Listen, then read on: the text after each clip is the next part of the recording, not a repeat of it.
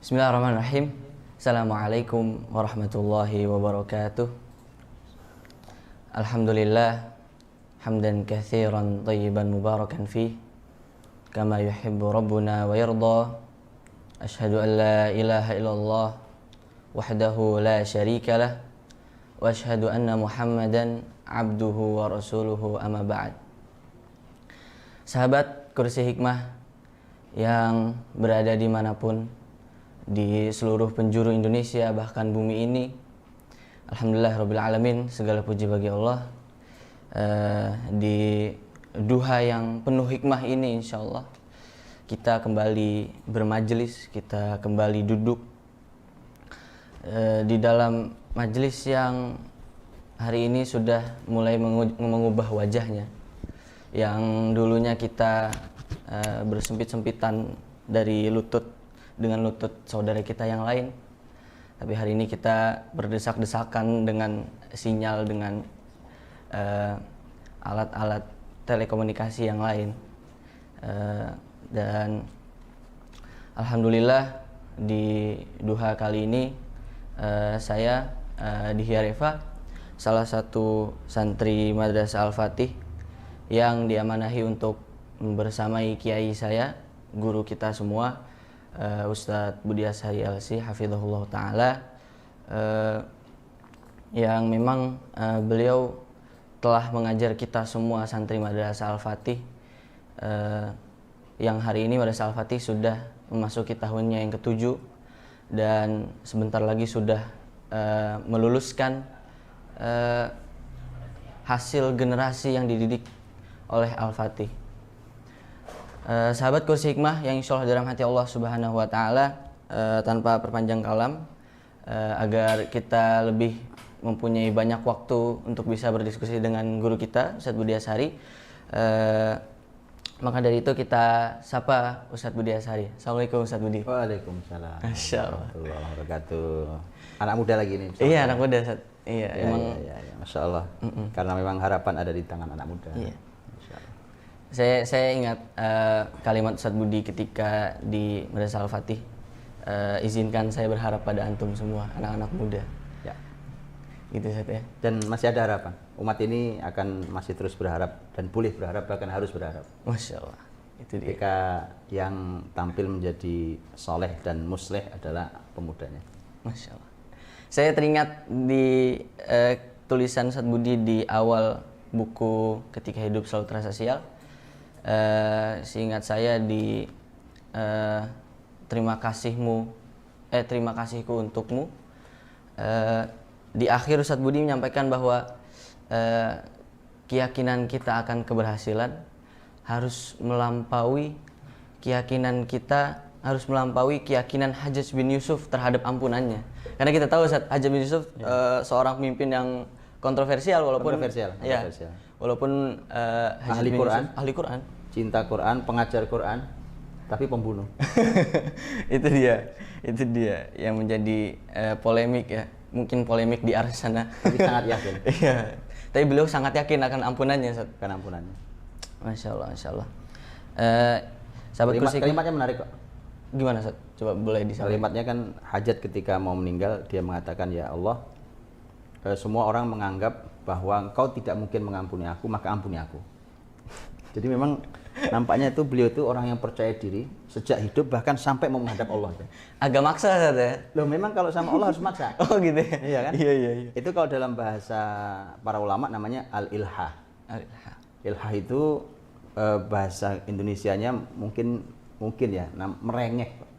Merengek itu saya sering ibaratkan kayak anak kecil. Anak kecil itu kalau minta sesuatu ke orang tuanya ya nangis kadang, atau ngomong kemudian nangis, kemudian teriak, kemudian narik baju ibunya, kemudian apa sih terus? Terus lakukan sampai diberi. Gitu. Jadi memang kalau berdoa sama Allah itu salah satu syaratnya adalah al-ilha. Makanya tidak boleh berdoa itu begini, Allahumma gfirli in syi'ta. Itu dalam akidah kan tidak boleh kan. Ya Allah, ampuni aku kalau kau mau. Itu tidak boleh doa seperti itu. Seperti Hajat, kau pasti bisa ampuni aku. Jadi keyakinan kita harus lebih dari itu. Keyakinan kita harus lebih. Hajat saja yang membunuh begitu banyak ribuan orang, dia mati di tangan dia, itu dia masih yakin dia diampuni Allah. Terhadap ampunan dia yakin. Terhadap ampunan yakin.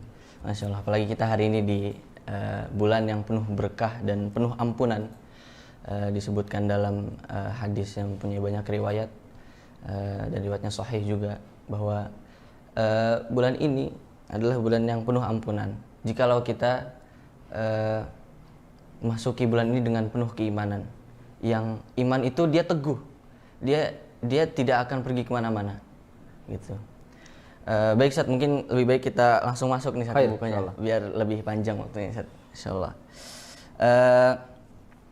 Saya melihat saat hari ini Indonesia khususnya Ustaz, Indonesia sedang merana terhadap kesedihannya. Terus diberikan bertubi-tubi ujian Indonesia Ustaz. Di satu sisi saya melihat itu adalah ujian bagi kita orang mukmin. Tapi saya ada satu keheranan Ustaz. Apa sebabnya? Kenapa bisa seperti ini gitu? Contoh gempa Ustaz yang akhir-akhir ini sering terjadi di Indonesia gitu. Yeah. Seperti kalau Ustaz di kajian yang lalu, bukan masalah kita berada di lempengan gunung api, tapi kenapa lempengan itu patah? Itu yang harus dipermasalahkan, itu yang harus dipertanyakan gitu Ustaz. Seperti saya membaca buku Ketika Hidup Selalu Tersial di halaman 115 Ustadz, di situ tentang masuki cermin ketiga Ustadz, tentang zina, kekejian yang menyengsarakan gitu, Ustadz. Nah di situ Ustadz membahas tentang ada seperti bold tebal di situ, judulnya Gempa Itu Ustadz, di dalam tema itu di halaman 117. Ustadz menyebutkan ada hadis diriwayatkan dari Anas bin Malik. Kemudian ada seseorang yang bertanya kepada Ummul Mukminin Aisyah radhiyallahu anha. Orang itu berkata kepada Ummul Mukminin tentang wahai Ummul Mukminin, jelaskan kepada saya tentang gempa gitu. Kemudian Ummul Mukminin menolak untuk menjawab. Karena Ummul Mukminin takut kalau misalkan Ummul Mukminin jawab itu menjadi sebuah ketakutan di generasi selanjutnya. Itu bisa dijelaskan Ustaz, gimana kenapa Ummul Mukminin tuh bisa begitu takutnya untuk menyampaikan tentang gempa loh Ustaz. Ini spesifik udah gempa gitu. Baik ya, kita mulai. Bismillah, alhamdulillah, wassalatu wassalamu ala rasulillah wa ba'd. Ya, ini juga pelajaran sangat mahal dari Ummul Mukminin Aisyah radhiyallahu anha. Ini kan Anas bin Malik dan temannya kan datang bertanya tentang gempa. Dan itu kan ilmu. Hari ini juga pelajaran ya buat teman-teman siapapun. Tidak begini ya, tidak segala hal kemudian ketika dibilang ini ilmiah, terus kemudian Anda boleh menyampaikan. Contoh, ini COVID. Ya, oke, COVID, ya kan, yang lagi trending. Trending, iya.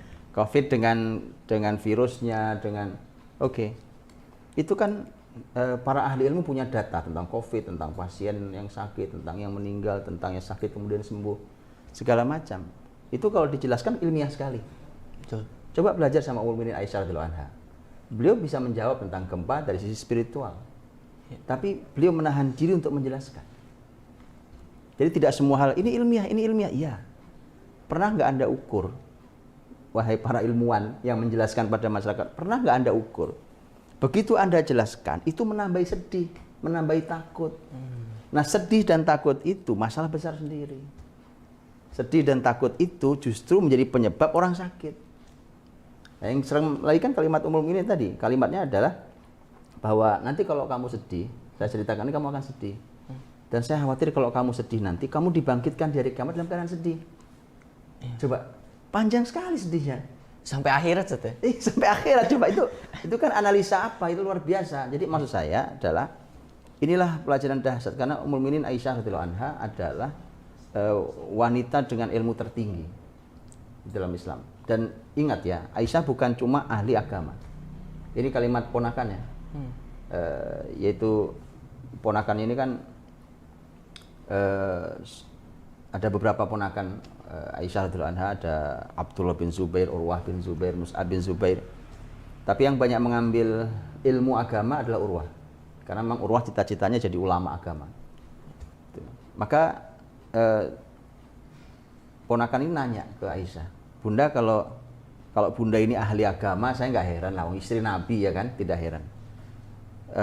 Kalau Bunda ini ahli nasab itu bicara tentang sejarah nasab, saya juga tidak heran, Abu Bakar ahli itu, bapaknya Aisyah radhiyallahu anha. Tapi bagaimana Bunda bisa punya keahlian dalam ilmu kesehatan? Gitu ya. Itu mengherankan. Dari siapa belajarnya? Abu Bakar nggak bisa, Rasul nggak bisa, ya kan? Tidak bisa itu maknanya adalah itu bukan keahlian beliau. Tapi ini tuh menyampaikan kalau sakit ini pakai ini, sakit ini pakai ini. Jadi beliau itu ahli berbagai macam ilmu. Aisyah kemudian menjawab, itu saya dapat ketika Nabi di akhir hidupnya beliau sakit. Ketika sakit itu, kemudian datanglah dokter dari berbagai suku, dokter ahli dari berbagai suku. Nah, setiap datang ke Nabi, ngelihat Nabi sakit itu, nah itu dia merekomendasikan obat. Disitulah saya tahu cara ngobati penyakit tuh. Sebenarnya kalau belajar pakai gaya umum ini Aisyah ini kedokteran agak terhina ya. Iya, agak ini. Fakultas kedokteran agak ya, maksud ini. saya masuk begini amat. Iya. Tapi luar biasa loh, luar biasa. Dan itu memang ilmu di masa lalu ya, ini perkembangan ilmu atau apa ya. Tapi intinya maksud saya adalah bahwa ilmuwan Islam itu tidak sebatas hanya ini ilmiah kemudian saya sampaikan. Diukur pada efeknya. Ini kalau gini, bukan cuma ini saya sampaikan, bukan. Tapi coba diukur, ini kalau saya sampaikan dampaknya apa ke masyarakat. Memang ilmiah, memang benar menurut saya. Tapi kalau saya sampaikan dampaknya apa? Dampaknya apa? Makanya kalau kita bilang gini, ini supaya disampaikan ini supaya masyarakat berhati-hati. Coba diukur dengan jujur, masyarakat hati-hati atau takut, mana lebih besar? Iya.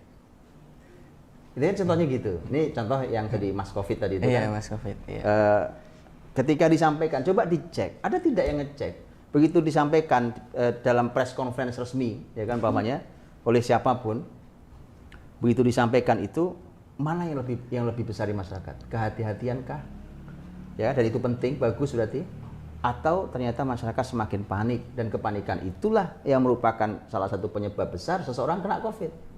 Kan begitu kata ahli. Iya, betul sekali. Nah, itulah yang menurut saya bisa diambil pelajaran sehingga Ummul Mukminin itu menolak. Dan itu kan konsep nubuah. Konsep Nabi SAW. Nabi sendiri kalau ada pertanyaan itu tidak serta-merta mau menjawab. Beberapa kali Nabi ditanya oleh sahabat tentang sebuah ilmu, Nabi berpaling wajah, dia meninggalkan yang bertanya. Kita akan bilang, gimana sih pertanyaan? Ini kan bagus. Ilmu, orang pengen tahu ilmu, masa ditinggal? Karena ilmuwan itu yang betul, ilmuwan Islam yang betul, dia akan tahu, ini kalau saya jawab buruk buat kalian. Makanya Quran mengatakan, ya ayyuhalladzina amanu la tas'alu an asya'a in tubdalakum tasukum. Wahai orang beriman, jangan bertanya tentang sesuatu yang kalau dia dijawab buruk buat kalian. Itu Qur'ani banget loh. Dan itu nggak ada di Lombok Tawon hari ini. Ya kan? Di ilmuwan asal dia nemu sesuatu dia publikasi, nemu sesuatu dipublikasi. Atas nama ilmiah saja. Atas nama ilmiah. Gitu. Belajarlah sama Ummul Mukminin Aisyah. Iya, Masya Allah. Dalam artian Ummul Mukminin atau tadi Rasulullah SAW itu sebagai pemimpin masyarakat pada masanya itu beliau mempunyai analisa yang bahkan itu tidak bisa dimiliki sembarang pemimpin saja. Oh iya. Jadi bukan hanya titel presiden atau gubernur wali kota gitu. Jadi ternyata memang ada sisi yang itu harus dibangkitkan dalam diri kita. Betul. Masya Allah. Kemudian di paragraf selanjutnya Ustadz menuliskan bahwa tiga serangkai dosa penyebab Allah murka yang mengguncang kehidupan manusia dengan gempa adalah zina, khamr, dan musik. Zina, khamr, dan musik. Nah, itu gimana penjelasannya? Kenapa bisa sampai sejelas itu? Dan hari ini zina, khamr, musik semakin waktu saya amati di dunia luar itu semakin biasa. Bahkan zina yang masuknya itu kategori aib per individu gitu, itu sudah menjadi hal biasa kalau itu diketahui oleh orang lain gitu. Itulah itu berarti kan kalau keadaan generasi yang seperti itu kan generasi yang melakukan itu sebuah keburukan. Gitu. Jadi 3 serangkai ini memang disatukan, dan ini memang ada juga di dalam kalimat-kalimat para ulama. Jadi ketika Ummul Mukminin Aisyah menyebut ada idzastabahu zina wa syaribul khumur wa darabu bil ma'azif, itu berarti ada 3, zina, khamr, musik. Nah, zina, khamr, musik itu 3 serangkai memang. Memang dia 3 serangkai. Zina ya temannya khamr. Nah, teman berikutnya juga musik. Betul apa tidak? Langsung kebayang kan gitu. Dan itulah kenapa kemudian ada kalimat-kalimat para ulama juga yang menunjukkan hubungan antara 3 hal itu satu sama lain saling menarik tuh. Jadi kalau orang umpamanya sudah dia minum khamr atau umpamanya yang bertumbuh dengan narkoba gitu ya paketnya bisa paket zina, bisa tambah paketnya adalah musik. Gitu. Kalau orang berzina, paketnya bisa tambah narkoba, bisa tambah musik. Gitu. Atau orang bermusik sampai sampai memalingkan dia dari jalan Allah. Kemudian itu paketnya bisa khamr, bisa musik. Gitu ya. Jadi saya juga mohon maaf sebesar-besarnya kepada teman-teman, tapi inilah yang kemudian menjadi coreng-moreng di wajah sekelompok orang gitu ya. Kan beberapa tokoh publik yang digemari oleh banyak anak muda kan banyak terjerat di narkoba. Kita tidak bisa menutup mata itu memang data di lapangan. Iya. Satu paket bisa jadi. Itu memang satu hal yang lebih mengerikan lagi. Waktu itu saya sudah sampaikan bahwa ketika kemaksiatan itu dijaharkan, al-mujahirun. Orang-orang yang melakukan dosa dalam sepi, tidak ada yang tahu kecuali dia dan Allah, kemudian Allah sudah tutupi. Tetapi kemudian dia ceritakan, dipublikasikan ke orang. Nah, itulah yang kemudian oleh Nabi disebut orang seperti ini jangankan masuk surga. Itu mencium aroma surga tidak bisa. Padahal itu aroma surga tercium dari sekian jauh perjalanan. Itu bahayanya tentang generasi yang mempublikasikan dosanya. Ini buruk sekali. Ini jauh lebih buruk dibandingkan generasi yang melakukan dosa berkali-kali, tetapi ditutupi dalam sepi. Dia sendiri, dia tutupi betul karena dia tahu ini aib segala macam, dia tutupi betul. Itu yang begitu, berarti dia tahu bahwa ini tidak baik. Tidak. Kalau tahu baik kan dia ceritakan. Yeah. Gitu. Kalau dia tahu tidak baik dia tutupi. Makanya dia menutupi itu apapun alasannya. Entah alasannya adalah karena dia tahu itu dosa atau minimal tahu itu aib kalau ketahuan orang lain. Dan itu Nabi sudah sampaikan. Wal ismu ma haka fi sadrika wa karita yattali alaihin nas. Dan dosa itu definisinya kata Nabi adalah apa yang kau sembunyikan dalam dirimu dan kamu tidak suka kalau diketahui orang lain. Nah, itu masih benar berarti. Nah, ada orang yang sudah rusak fitrahnya. Nah, itu orang sudah rusak betul fitrahnya itu, yang sampai berani menceritakan, mempublikasikan dosa. Bahkan kalau pro live. Ternyata fitrah manusia bisa dirusak juga satu. Parah, memang bisa sangat parah. Dan kalau sudah rusak fitrah kan makanya kemudian di Quran kan ada pembahasan tentang hati. Nah, kalau pembahasan hati itu kan ada yang memang qalb itu kan ada yang marid. Ada yang sakit. Kalau sakit bisa disembuhkan. Tapi kalau dia ada hati itu yang tertutup, terkunci. Nah, hati terkunci itu kan berarti ada beberapa jenis ya kan. Kalau ada penjelasan yang unik. Hati terkunci itu ada yang kuncinya masih ada yang kuncinya udah hilang gitu. jadi terus kalau kunci masih ada harapan dibuka. Yeah. Kalau kunci hilang ya terpaksa kita pakai alat yang agak keras. Ya kan begitu kan? Didobrak gitu kan.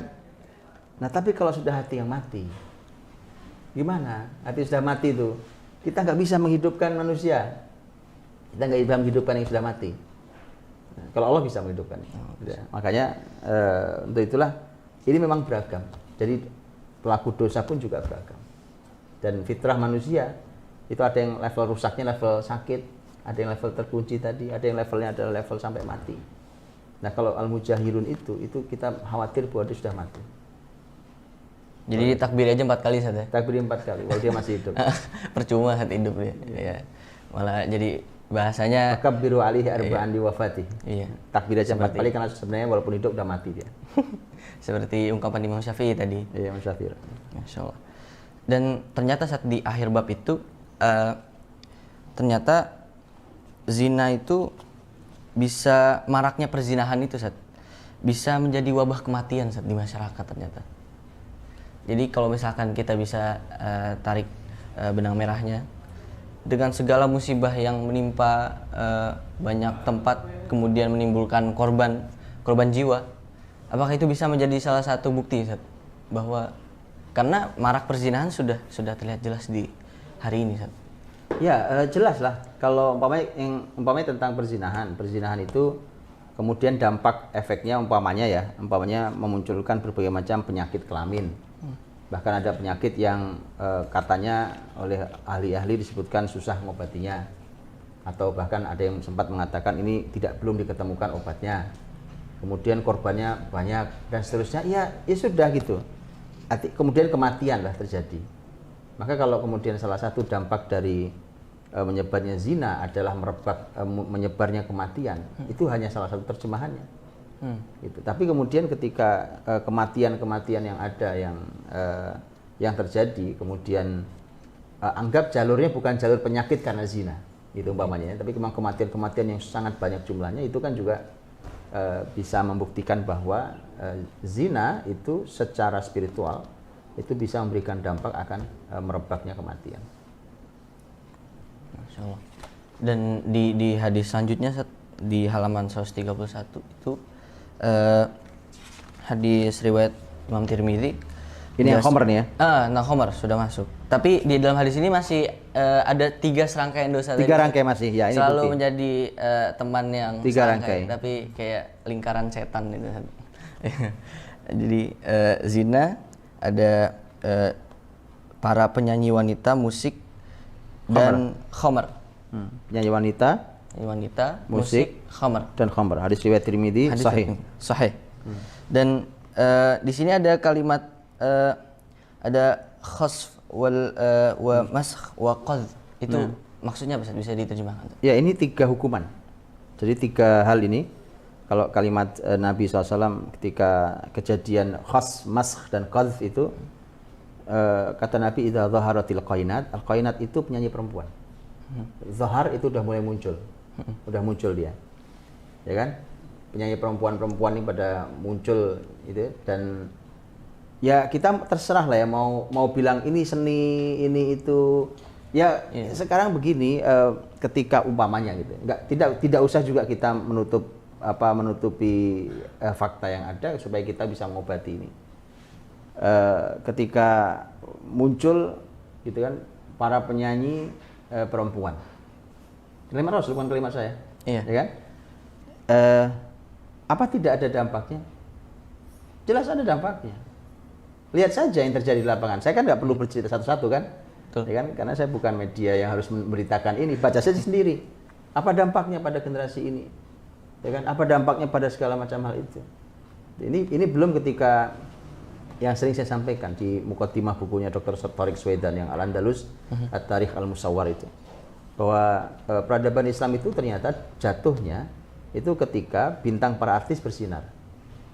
Juga bukan kalimat saya. Itu kalimat sejarawan besar. Ya kan? Dr. Tariq Swedan itu orang yang membaca tarikh sejarah Andalus itu puluhan tahun, sampai dia tahu pojok-pojok Andalus lah ceritanya gitu ya. Nah, kemudian dia katakan itu di mukaddimah bukunya, bahwa artinya ya kalau itu kemudian menjadi menguasai muslimin ya, dan itulah kemudian akan berdampak. Nah, itu penyanyi perempuan, kemudian setelah itu adalah musik, kemudian khamr. Nah, Nabi mengatakan bahwa kalau itu sudah ada di umat ini, maka akan ada musibah 3 jenis. 3 jenis. Khasf, masakh, qadh. Kalau khasf itu ditenggelamkan di tanah. Likuifaksi Sat, bisa dibilang. Nah, itu kira-kira begitu. Udah kejadian Sat. Udah kejadian juga. Aduh, astagfirullahaladzim. Itu apa tuh ya, tanah kemarin tuh ya. Iya, bergerak terus bisa itu Ada video yang bahkan serem banget itu ya, lihatnya. menelan bukan hanya manusia Sat, namanya? rumah. Likuifaksi. Likuifaksi tanah. Jadi bergerak Tanah jalan juga. Jalan, Ustaz. Bahkan bisa menelan rumah Ustaz. Rumah, Bukan manusia. orang telan semua. Begitu. Itu salah satunya. Gitu kan. Artinya nggak model gimana kan itu kan juga salah satu model. Saya nggak tahu model-model bagaimana tanah itu bisa menelan. Ya kan, dan kita tahu juga Korun kan habisnya juga karena itu. Iya, Ya kan, hartanya berikut orangnya tenggelam di tanah, ya kan? Berikut kesombongannya juga. Berikut kesombongannya pasti. Iya. Ya kan, kesombongannya, pengaruhnya, keangkuhannya semua. Iya, Ya. semua. Jabatan juga. Jabatan Iya, sekalian, iya, ya kan? Kemudian masakh itu kalau penjelasan para ulama, masakh itu bahasa kitanya gampangnya dikutuk. Oh, Dikutuk tuh kutukan itu, tapi masakh itu spesial ini ya pembahasannya. Dikutuk itu sampai berubah wajahnya.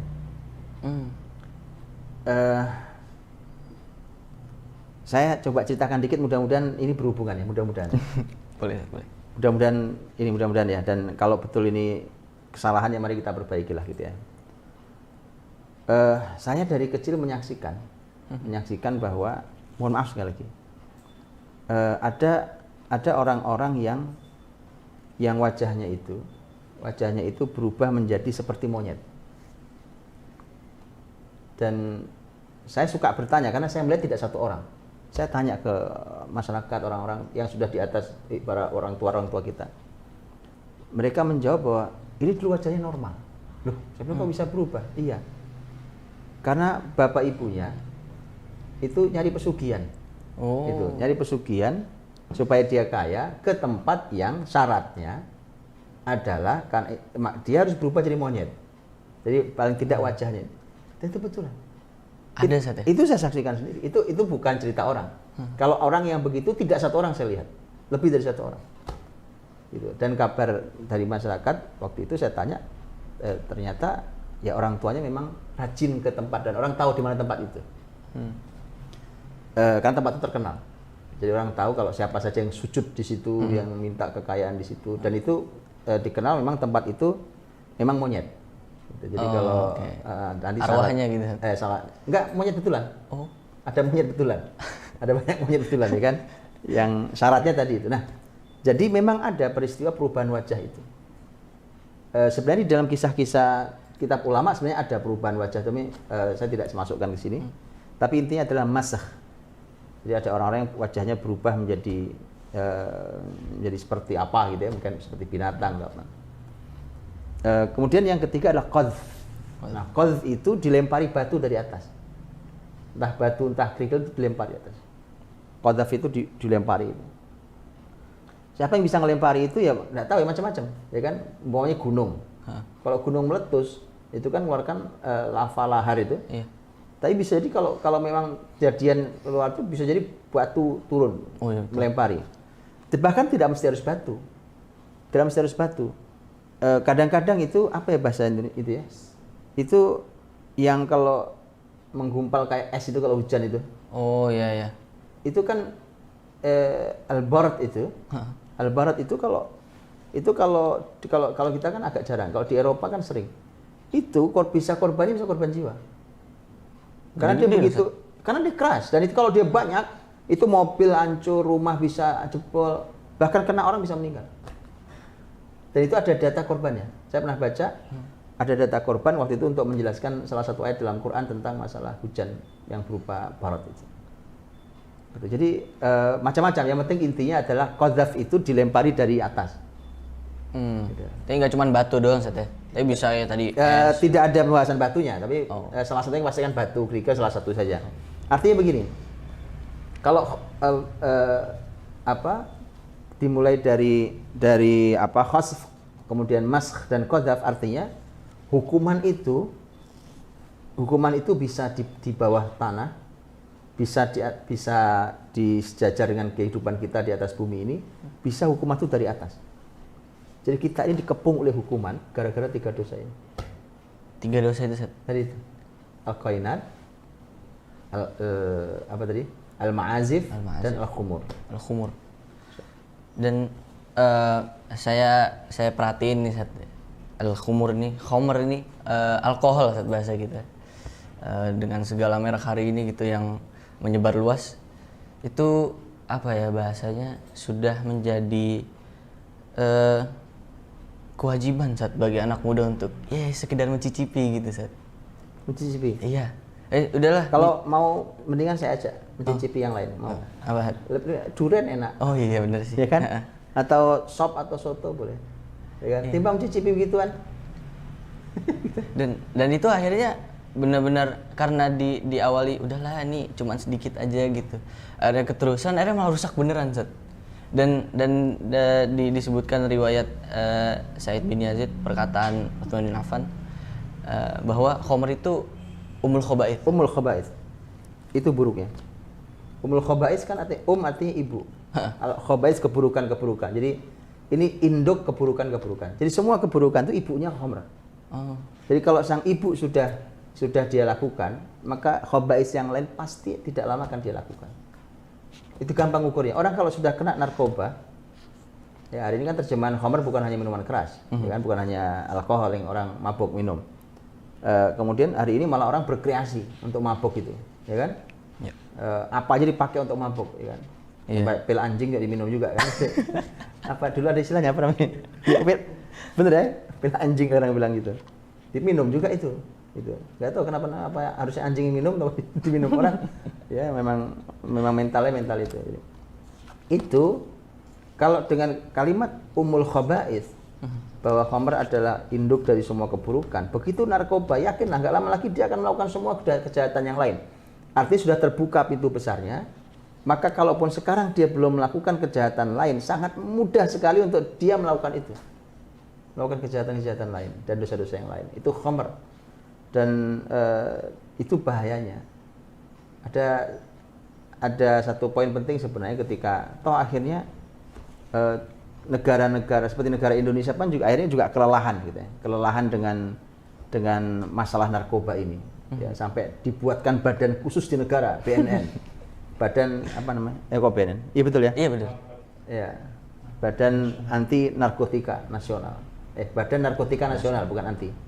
Ada antinya nggak sih? Oh nggak ada. Nggak ada ya? Ada. Makanya nggak anti sama narkoba. Tetap ada narkoba. Tugas mereka adalah mencoba terus untuk mengawal ini generasi muda agar tidak terjerat dalam narkoba, gitu kan? Tapi kan kemudian datanya tambah serem. Malah Indonesia akhirnya jadi pabrik. Ya kan beberapa kali kan digerebek malah pabrik narkoba. Coba bayangkan negeri muslim bisa seperti itu. Tapi ya memang ini juga lagi-lagi kejujuran kita pada Allah gitu. Kalau penjaga hukumnya adalah perusak hukum, maka pada siapa masyarakat ini berharap keadilan? Kan begitu akhirnya. Gitu kan? Kalau penguasanya melegalkan itu tadi alkohol, gimana kitanya? Tapi untung nggak jadi, untungnya gitu. Iya tadi akhirnya tiga serangkai dosa itu saat menjadi bahasa itu kesengsaraan dunia saat ya.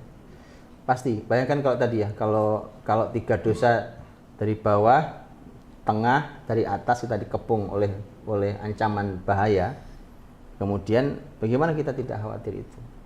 Makanya ini ya, sejak awal kita sudah sampaikan, orang beriman itu ketika terjadi sebuah peristiwa tidak hanya memandang karena apa, oh ini karena gunung meletus, oh ini karena banjir, ini tadi, oh ini likuifaksi dan analisanya begini gitu. Ini nampaknya memang gini. Ini media ini kalau tidak dengan iman memang materi ini tidak tersampaikan. Contohnya kasus kemarin, likuifaksi kemarin. Likuifaksi kemarin ada gitu diundang seorang ahli agama yang menjelaskan tentang kenapa likuifaksi terjadi. Ada? Nggak ada. Semua adalah ilmuwan menjelaskan tentang oh itu begini, itu tanah begini, ini begini, daerah itu memang seperti itu dan seterusnya. Memang media itu kok tanpa menyertakan iman memang agak serius. Gitu ya. Nah itu PR buat kan gini loh, tidak mesti harus Islam. Anda anggap ini, PAN ini kan bukan negara Islam. Yuk undang Kristen, suruh bicara versi Kristen, tolong mana ayat Injilnya. Undang versi Buddha, suruh buka kitab suci. Undang versi Konghucu dan seterusnya, silakan. Kan ini negeri beragama, tapi dalam prakteknya kita tidak pernah menyertakan agama di dalam ilmu pengetahuan. Nah itu buruk sekali. Akhirnya kita hanya menganalisa sangat kecil yang kita analisa. Karena kan kemampuan ilmu fisik manusia ini seberapa sih? Ya kan? Ini, di semesta ini terlalu banyak rahasia yang itu tidak bisa diungkap dan belum terungkap sampai hari ini. Ya, wallahu a'lam. Insyaallah. Dan akhirnya semua kesengsaraan itu dirasakan oleh semua orang, dan hingga kita tuh bingung saat ini sebenarnya siapa sih yang mulai duluan, yang membuat kita merasa terzolim itu siapa? Apakah diri kita sendiri yang menzolimi diri sendiri, atau orang lain yang memulai ini gitu? Dan seperti yang saya sampaikan di cermin selanjutnya tentang kezoliman mempercepat keruntuhan, Imam Ibnu Jauzi berkata tentang kezoliman ini, bahwa kezoliman menggabungkan dua kemaksiatan. Yang pertama adalah mengambil harta dari orang lain tanpa hak dan melawan Tuhan dengan melanggar larangannya. Itu melanggar larangan. Ya, ini kan Imam Ibnu Jauzi rahimahullah taala, beliau kan menyampaikan tentang bagaimana kezaliman ya. Bagaimana kezaliman, betul Imam Ibnu Jauzi atau siapa ya? Oke, bahwa kezaliman menggabungkan dua kemaksiatan. Yang pertama dia mengambil hak orang lain, yang sering umpamanya harta gitu ya. Dia mengambil hak orang lain. Kemudian yang kedua adalah dia melanggar aturan Allah Subhanahu wa taala. Dan kan memang Allah melarang kita untuk berbuat zalim. Sampai Allah tuh harus sampai mengatakan begini loh. Ini kalimatnya di sini juga saya cantumkan, seingat saya. Iya, saya cantumkan di halaman berikutnya itu, ya ibadi inni haramtu zulma ala nafsi faja'altuhu muharraman bainakum fala tadzalamu. Wahai hamba-hambaku, aku ini mengharamkan kezaliman terjadi pada diriku. Jadi aku tidak boleh menzalimi hamba, walau aku Tuhan. Kalau Tuhan kan sebenarnya tidak ada ukuran hamba. Oh, dia yang memberi, dia yang menciptakan, dia yang mengatur, dia yang menahan, dia yang mengasihi, itu kan terserah Tuhan gitu. Tetapi itu saja, dengan kekuatan sebesar itu saja, itu bahkan Allah sendiri mengatakan al-kibriya uridai, kesombongan itu selendangku. Jadi terserah aku lah gitu. Tapi segitunya saja Allah berikan jaminan, aku tidak pernah zalim pada kalian. Yang berhak mendapatkan pahala dikasih pahala, yang berhak mendapatkan neraka dikasih neraka. Jadi tidak ada tuh orang yang berhak neraka dikasih surga, orang yang berhak surga dikasih neraka. Malah yang terjadi adalah Allah mungkin mengampuni orang-orang yang berhak neraka dimasukkan ke surga. Gitu. Tapi kalau menzalimi tidak. Maka kata Allah, maka aku haramkan kezaliman terjadi di antara kalian, wahai para hamba, maka jangan saling menzalimi. Karena itu artinya bahwa itu kan sesuatu yang dilarang betul oleh Allah Subhanahu wa taala. Dan berkali-kali Allah menyampaikan, wa ma ana bidzallamin lil abid, aku tidak pernah menzalimi hamba. Itu sampai Allah harus berikan kalimat itu, gitu ya. Dan yang kedua adalah tadi dia mengambil hak orang lain. Kezaliman tuh masya Allah, ya kan. Dia potong, dia sunat, ya kan. Dan ya Allah, takutlah sama Allah, ya kan. Harta yang Anda ambil itu berapa sih? Sengsara Anda dunia akhirat loh. Kezaliman kan kita tahu ya. Bagaimana dampak-dampak buruk saya sampaikan di sana. Bagaimana kezaliman itu berdampak sangat buruk sejak di dunia sampai di akhirat. Karena kezaliman gini. Contohnya tentang kezaliman di akhirat. Kan kezaliman di akhirat itu kan kalimatnya Nabi SAW jelas. Ittaqul zulma fa inna zulma zulumatu yaumal qiyamah. Takutlah kalian berbuat zalim, karena kezaliman itu adalah kegelapan hari kiamat. Kenapa? Karena di dunia orang zalim itu telah menggelapkan hidupnya orang-orang yang dizalimi. Ya kan? Ya Allah, sudah memang keterlaluan ya orang-orang ini kan. Jadi ya bayangkan ya, sampai dana bencana pun dipotong. Iya, gimana? Kalau dana orang kaya gitu dipotong masih, walaupun nggak boleh juga. Ya kan? Boleh. Ini dana musibah, orang sedang sedih, ya kan? Yang harusnya kita membantu, Anda ambil itu Anda manusia atau setan gitu loh. Ya kan? Enggak, nurani itu di mana gitu. Kalau mau buat jahat di tempat yang bener lah gitu. Emang ada gitu ya? Iya, enggak ada sih. Emang tipis-tipis manusia. Iya, kalau mau berbuat jahat di tempat yang benar lah. Iya. Enggak ada kejahatan, enggak ada yang di tempat yang benar ya. Tapi maksud saya adalah parah sekali gitu loh. Nurani itu enggak ada nurani sama sekali. Bagaimana dia bisa melakukan itu? Dan apalagi kalau di masyarakat, mohon maaf kalau sampai di masyarakat tuh gini. masyarakat yang dizolimi itu pasrah sampai pada level kepasrahannya itu ya emang sudah biasa gitu Pak. Iya, biasa tuh Ustaz. Iya. Tapi kalau ditanya ke orang, Bapak ridho, Ibu ridho, dibegitukan, ya sebenarnya enggak, tapi siapa kami? Wallahi Pak, itu di akhirat gelap hidup Anda. Di dunia termasuk dosa yang akan dipercepat hukumannya di dunia. Maka jangan heran orang-orang zalim itu sengsara hidupnya. Di dunia sebelum di akhirat. Kalau enggak sekarang tunggu akhir hidupnya. Sengsara Anda. Udah dijamin tuh Ustaz ya? Dijamin kalau itu. Apalagi di akhirat. Di akhirat berat. Itu gelap loh. Zulumat yaumal qiyamah, padahal kita di akhirat itu memerlukan cahaya. Makanya doanya orang beriman saja. Orang beriman saja doanya Rabbana atmim lana nurana waghfir lana innaka ala kulli syai'in qadir. Ya Allah, sempurnakan cahaya kami. Sudah nyala tuh. Orang beriman masih nanya, ya Allah sempurnakan yang maksimal. Saya minta cahaya yang maksimal. Ya kan? Nah, orang-orang kafir, pelaku-pelaku dosa tadi termasuk kezaliman, itu minta, kasihlah kami sedikit cahayamu. Enggak boleh, ini diharamkan Allah untuk kalian. Gelap ya. Nah, kalau gelap kemudian dia meniti sirat, enggak kecebur neraka bagaimana? Ya kan? Iya. Ya kan? Yang pakai cahaya aja minta disempurnakan saking menakutkannya. Ya, makanya dan itu ada ungkapan yang bagus yang menarik ya, bahwa kalaupun Anda wahai orang yang zalimi, kalaupun Anda bisa tidur nyenyak, orang yang Anda zalimi tidak akan pernah bisa tidur nyenyak. Dan Anda wahai orang yang dizalimi, walau Anda mungkin sudah lupa dengan doa kekecewaan yang Anda panjatkan pada Allah agar dibalas pada orang-orang zalim itu, walau Anda sudah lupa dengan doa itu, maka yakinlah bahwa Allah tidak lupa dengan doa itu. Dan Allah bisa kabulkan kapan saja. Serem Ustaz. Serem. Maka Nabi katakan ittaqi da'watal mazlum fa innahu laisa bainahu wa bainallahi hijab. Takutlah doanya orang yang dizalimi karena tidak ada batas antara dia dan Allah Subhanahu wa taala. Sudah berhentikan ya. Yang motong sana, nyunat sana, ini ngambil uang negara ini ya kan, anggaran 1.000 turun 800, udahlah. Sudah cukup ya kan. Anda mau berapa banyak lagi sengsara di dunia ini, ya kan? Ya, yang nyuri besi, nyuri semen, nyuri aspal kan, semua dimakan, ya kan? Minyak diminum. Agak aus kali saat puasa nih. Aduh. Iya. Dan di halaman setelahnya bahkan memang orang yang zalim itu diharamkan di surga.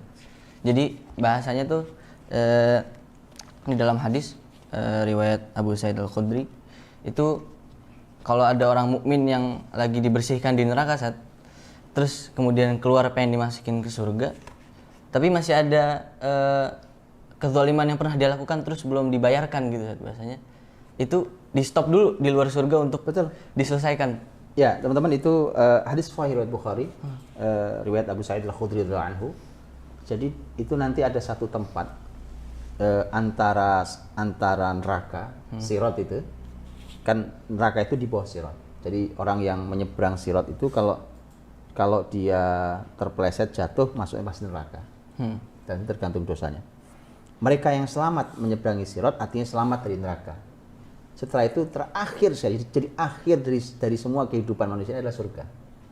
Oke, setelah itu semua tinggal surga. Tapi ternyata masih ada satu tempat sebelum surga. Sebelum hadis sahih ini. Yani saya bacakan hadis Rasul mengatakan idza khalusal mu'minuna minan nar. Kalau orang-orang beriman itu selamat dari neraka, artinya sudah berhasil nyebrang sirat dan tidak jatuh ke neraka. Hubisu bi qantara. Dia akan ditahan di qantara. Qantara itu kalau dalam bahasa Arab artinya jembatan sebenarnya. Jembatan. Gitu. Tapi model gimana kan wallahu alam. Tapi dikumpulkan di situ qantara itu, apa mau masuk surga itu ada jembatan gitu ya. Enggak kan? Iya, itu kan bayangan manusia. Kan setelah itu surga langsung. Gitu. Kalau udah selesai urusan di qantara, nah qantara bainal jannah wan nar. Jadi qantara itu adanya antara surga dan neraka. Fayataqasuna mazalim kanat bainahum fid dunya. Maka di situ mereka saling kisos tuh. Maksudnya saling menyelesaikan mazalim. Kezaliman yang dulu terjadi antara mereka di dunia. Ya kan, ustadz ini ngajak berantem ustadz ini, ya kan, anak buahnya ikut tarung, ya kan. Iya. Kezaliman terjadi di antara repotin di akhirat, berhenti dulu di kantor ente. Kenapa sih orang sengsara bener ente? Ya kan, sama-sama orang beriman, ya, sama-sama selamat dari neraka, kemudian tinggal masuk surga, berhenti dulu kantor, berhenti. Terlalu banyak kezaliman terjadi di antara kalian. Memang kalian orang beriman, yang menyelamatkan dari neraka adalah iman, oke? Tapi ada kezaliman yang belum selesai. Itu bukti bahwa Allah tidak menginginkan ada sekecil apapun kezaliman yang ikut masuk ke surga. Di surga tidak ada kezaliman sama sekali. Jadi tidak boleh ada orang membawa satu kezaliman pun sekecil apapun itu yang diizinkan masuk ke dalam surga Allah. Selesaikan dulu sebelum masuk ke surga Allah SWT, maka diselesaikan di kontoroh itu. Begitu nanti sudah selesai, sudah ya.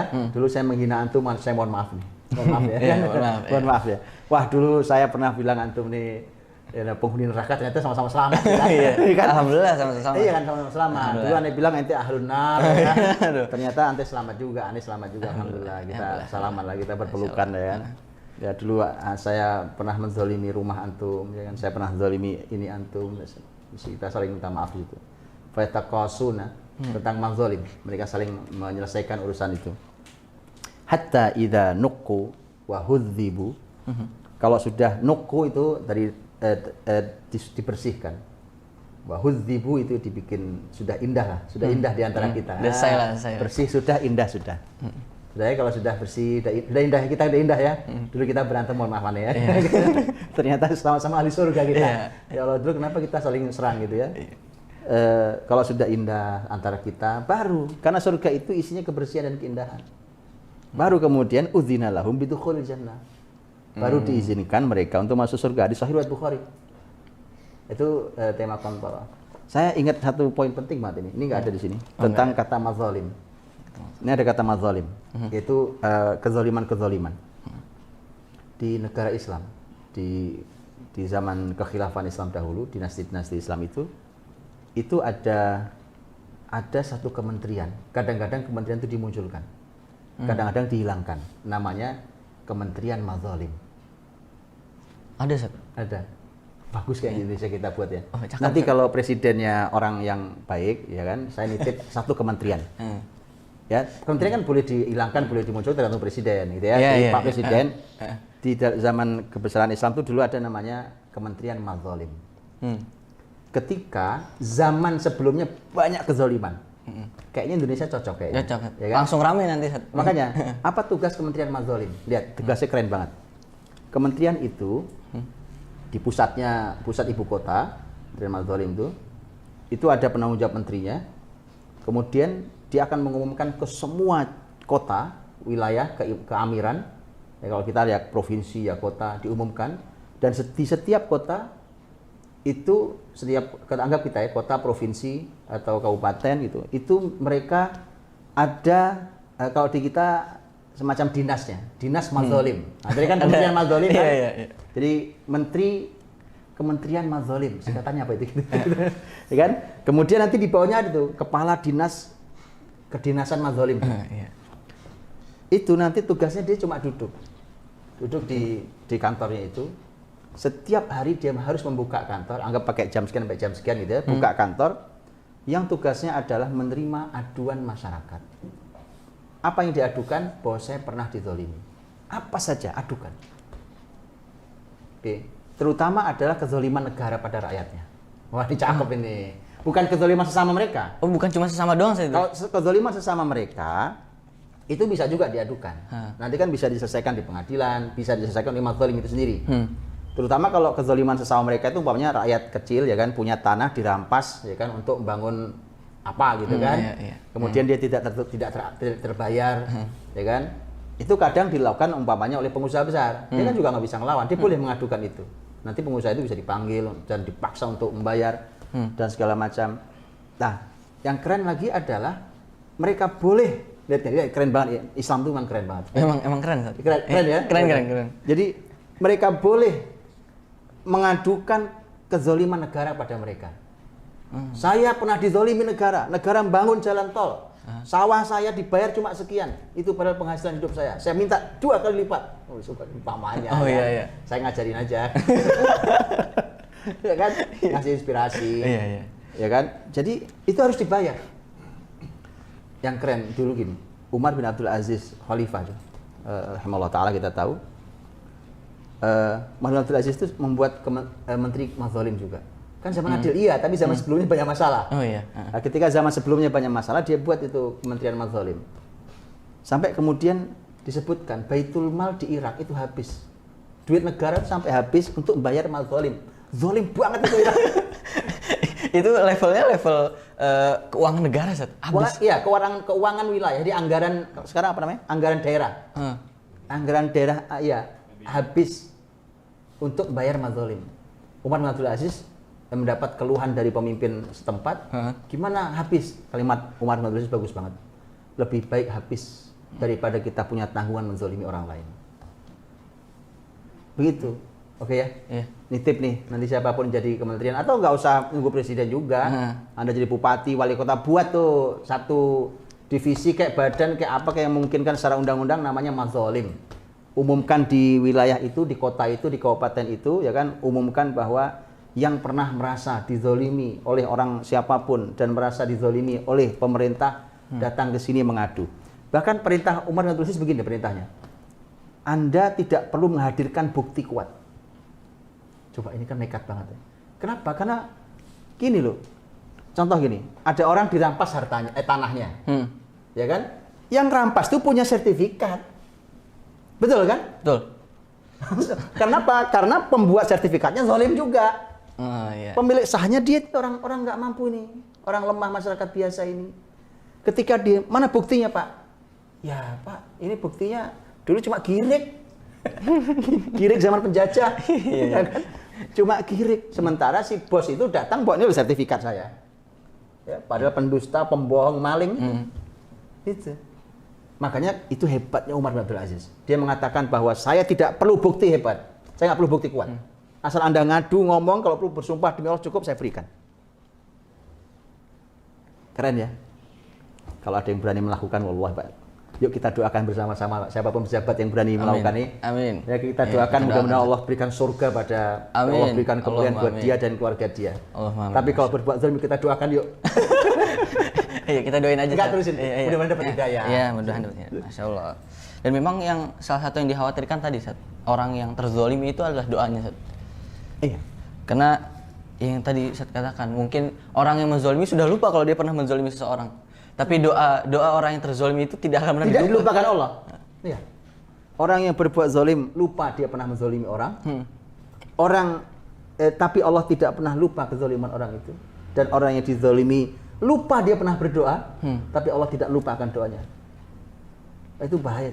Saya cantumkan kisah itu kan. Iya, cantumkan. Ada beberapa kisah cantumkan mengerikan kisah-kisahnya itu. Itu dicantumkan kitab-kitab ulama loh.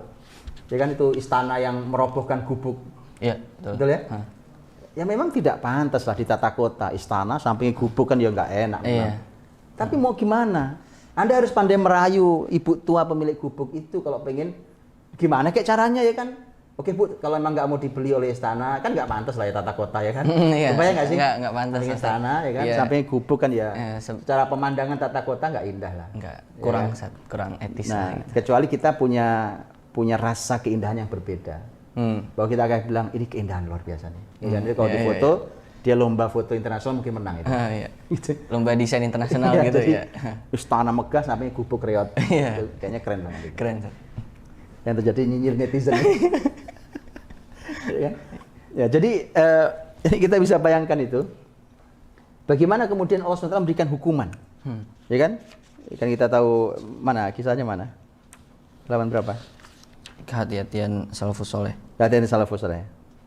Betul? Iya, betul. Di halaman Oh iya betul. Iya betul 155. Itu.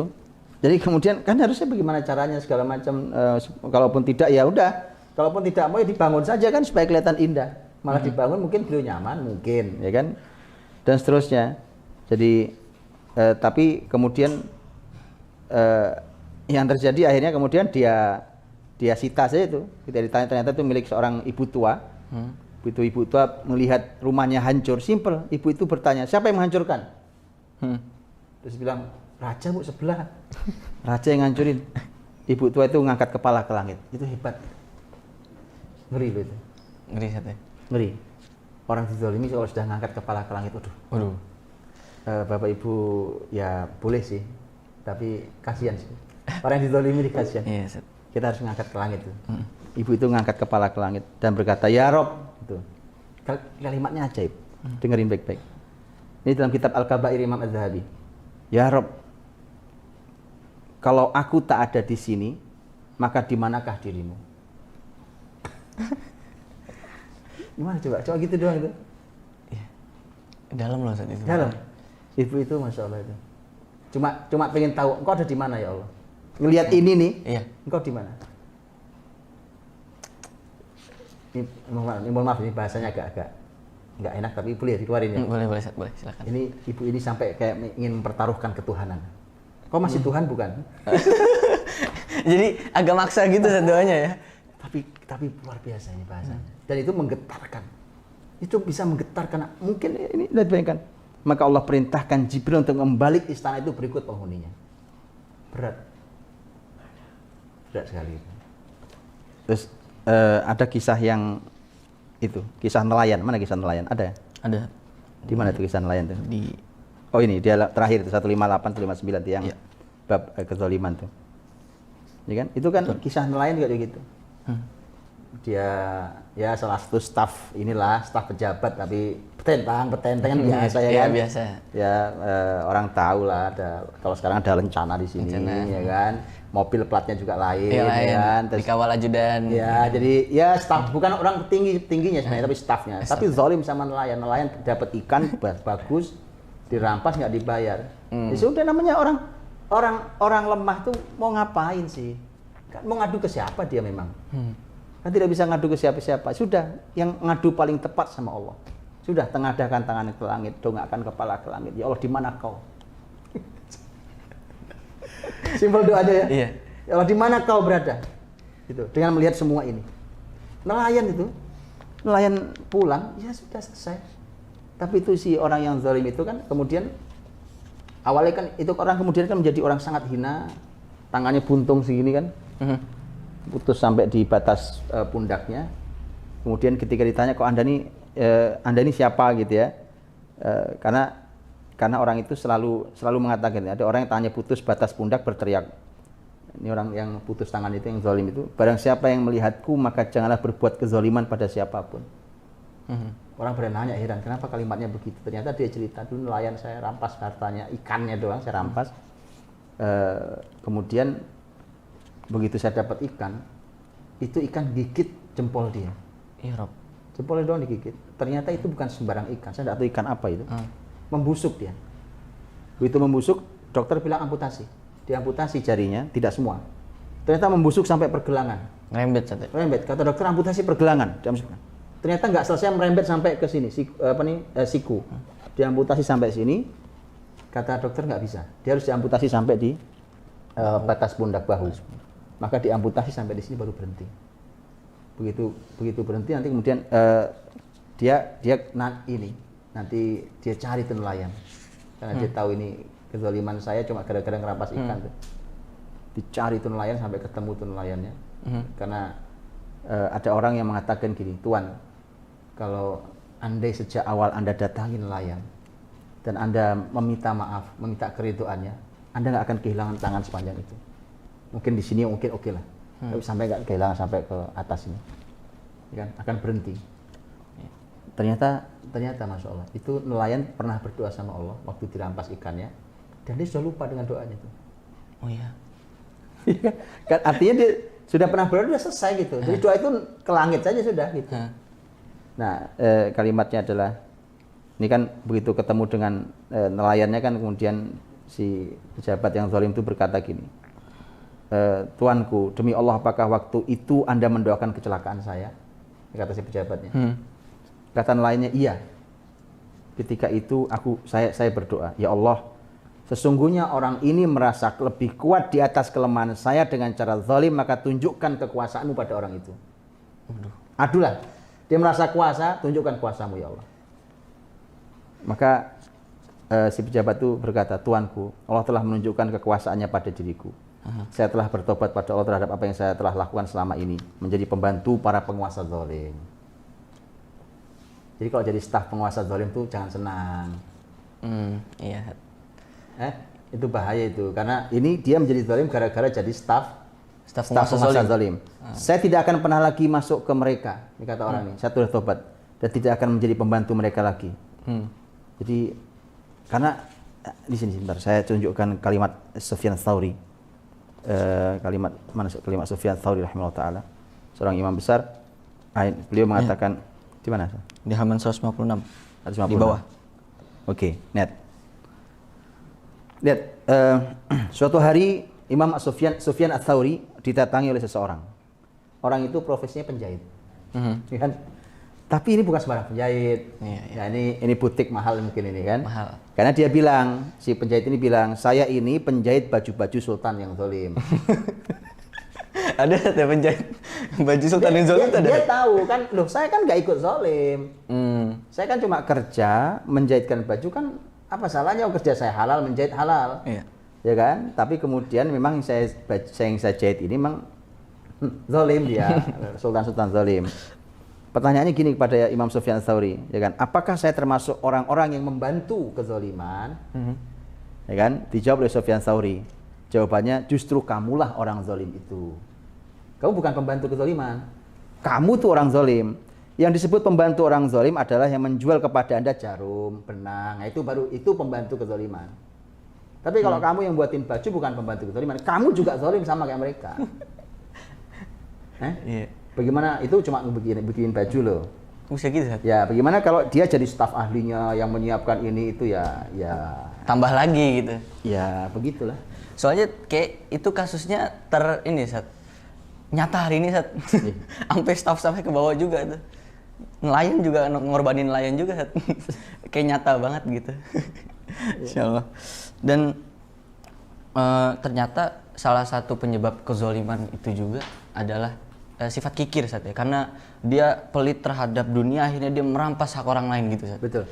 Tapi sebelum masuk ke sifat kikir, ada satu poin yang harus disampaikan ya. Juga saya sampaikan di sini. Imam Ibnu Hajar dalam Fathul Bari itu menjelaskan bahwa doanya orang yang dizolimi yang dikabulkan Allah itu tidak mesti harus muslim. Oh iya, betul. Orang muslim yang zolim kalau berdoa dikabulkan Allah. Orang muslim yang dizolimi kalau berdoa dikabulkan Allah. Gak ada batas antara dia dan Allah. Orang fasik senang dosa, kalau dizolimi dia berdoa dikabulkan Allah. Bahkan orang kafir, kata Imam Ibnu Hajar, kalau kafir sekalipun, kalau dia dizolimi dia berdoa Allah kabulkan. Orang kafir, Sat? Orang kafir sekalipun. Karena Allah tidak ingin ada kezaliman di bumi. Makanya berarti harusnya aneh dong saat orang masih berbuat zolim. Sudahlah. Sudah, itu di akhirat lebih berat dari dunia. Iya, makanya. Di dunia ini Anda tinggal nunggu waktu deh untuk sengsara hidupnya.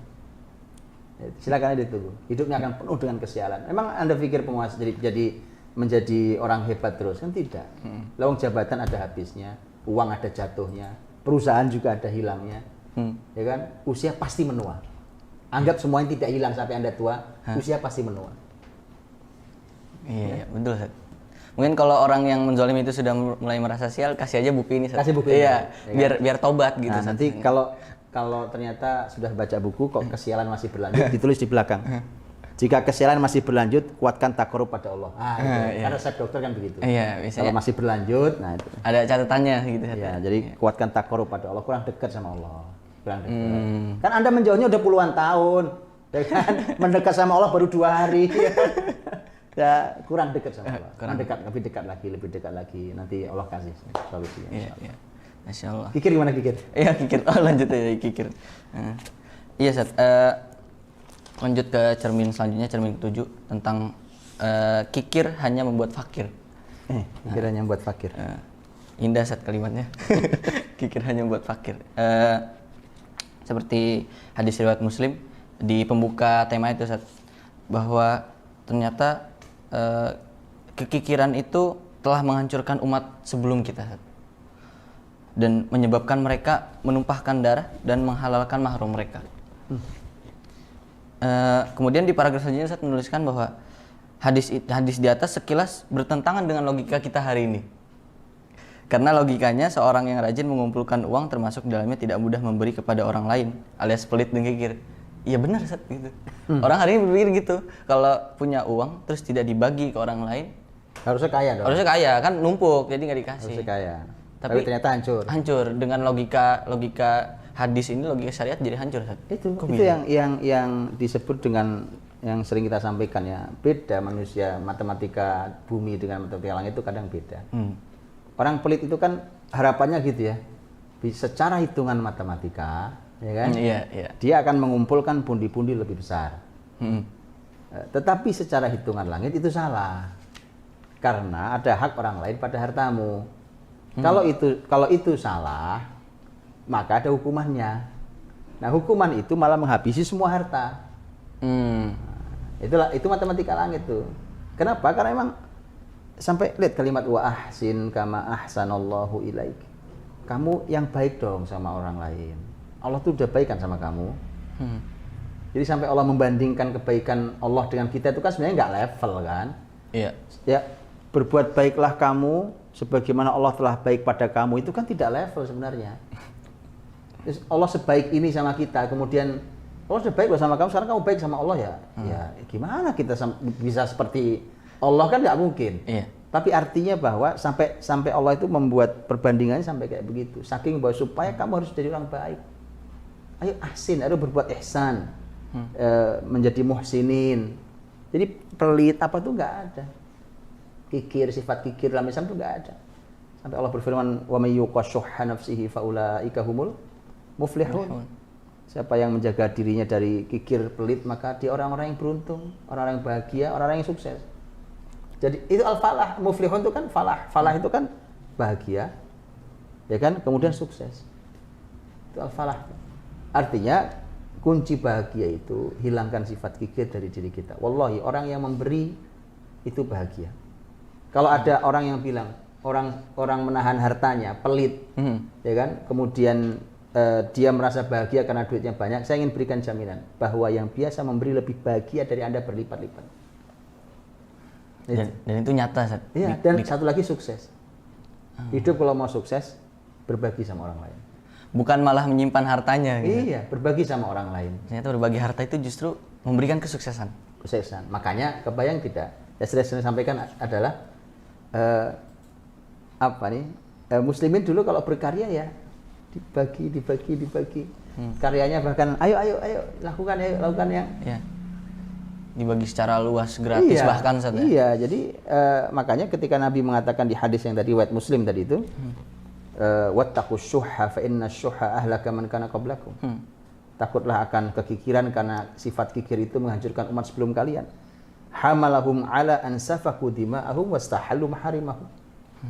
Itu membawa mereka menumpahkan darah dan menghalalkan mahram mereka. Mahram itu kan ini serem ini. Mahram itu kan wanita yang haram kita nikahi.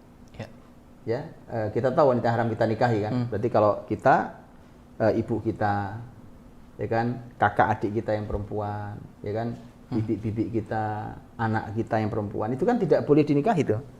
Itu mahram, ya.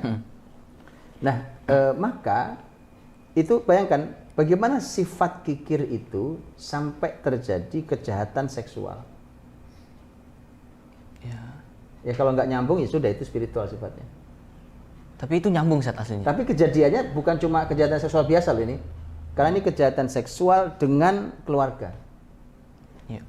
Dan itu ternyata bermula dari sifat kikir. Termasuk pertumpahan darah. Kalau pertumpahan darah ini penyebab dosanya macam-macam. Jadi kikir hanya salah satunya. Jadi akan menyebabkan banyak pertumpahan darah terjadi. Pasti nggak nyaman hidup kalau udah begitu. Iya. Dibayangi oleh ketakutan, ancaman pembunuhan kan banyak sekarang. Iya, pasti. Dan saya amati dari tadi Ustaz, ternyata tadi kikir, karena kikir juga salah satu dari kezoliman Ustaz ya. Jelas. Dan tadi kezoliman disebutkan dalam hadis juga. Ada hak orang lain di sana masalahnya. disebutkan bahwa itu menghancurkan umat sebelum kalian. Tadi di tema sebelumnya juga ada yang menyebutkan seperti itu. Apakah sifat-sifat kezaliman ini bisa diteruskan ke generasi selanjutnya, Ustaz? Bukan hanya kebaikan, ternyata kezaliman juga bisa dilanjutkan. Iya, pasti itu. Kan gini, anak-anak itu kan bisa melihat orang tuanya. Oke. Kebiasaan birokrasi, kan ini kalau pemerintahan, kebiasaan birokrasi kan juga melihat birokrat sebelumnya. Itu apalagi kalau itu sudah jadi sistem. Jadi perlu mengubah sistem dulu, umpamanya, ya kan? Ya, makanya bahkan di level birokrasi, level negara, Umar bin Khattab itu sampai mengatakan saya perlu seorang pemimpin yang salah satu sifatnya adalah dia hemat tapi tidak pelit. Nah, itu gimana itu? Ya, dia hemat terhadap harta negara, dia hemat tapi tidak pelit. Gitu. Kenapa? Kalau pelit itu artinya Anda ini tidak memberi hak orang lain. Coba bayangkan ayat yang juga kita tahu, wa fi amwalihim haqqum ma'lum lis-sa'ili wal mahrum. Pada harta mereka itu ada hak yang tetap, hak yang diketahui. Untuk siapa? Lis-sa'il, untuk pengemis. Wal mahrum, orang yang tidak punya harta. Gitu. Jadi artinya ada gitu. Untuk pengemis itu haknya ada. Nah, nanti kalau cuma begini ya. Tapi itu mengajari tidak baik, ya, memberi pada pengemis. Oke, saya setuju juga itu. Yeah. Tapi tolong kalau negara mau bertindak, lakukan sesuatu yang baik. Sudah tahu tidak efektif cara cuma ditangkepin, ditaruh dinas sosial, kemudian nanti yang disalahkan mereka lagi gitu. Coba dicek betul masalahnya apa. Bukan jangan cuma formalitas, nangkep taruh situ, ntar keluar lagi, ngemis lagi, ditaruh lagi, muter lagi. Sudah tahu dia tidak efektif, masih dijalankan. Di mana orang-orang berakal? Ya kan? Padahal mereka pun punya hak dalam Islam. Para pengemis itu punya hak. Orang yang meminta-minta itu. Walaupun meminta-minta tidak boleh dalam Islam sebenarnya. Tapi kalau ada yang minta, dia punya hak. Ya. Dan al-mahrum. Ya. Kalau kita pelit, itu hak-hak mereka nggak keluar. Ya, nggak keluar. Pada orang dermawan itu bahagia. Lagi-lagi Ustaz. Iya. Yang tidak pelit itu berbahagia. Bahagia. Memberi itu bahagia. Bahagia. Wallahi bahagia. Dan di halaman setelahnya Ustaz menuliskan bahwa takdir itu kikir itu mendahului takdir Allah. Itu gimana Ustaz? Kikir itu mendahului takdir Allah. Halaman berapa itu? Halaman 164 Ustaz. 164. Ya, di atas. Iya.